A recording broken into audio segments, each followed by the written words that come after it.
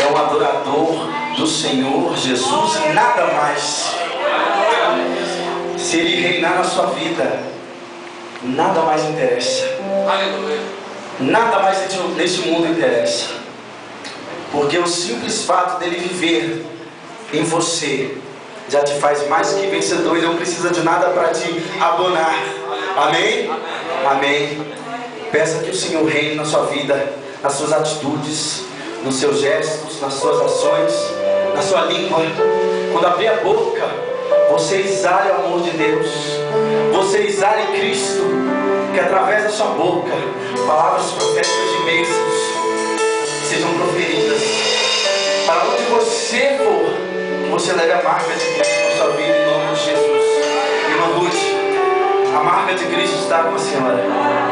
E você brilha, porque Jesus brilha na sua vida.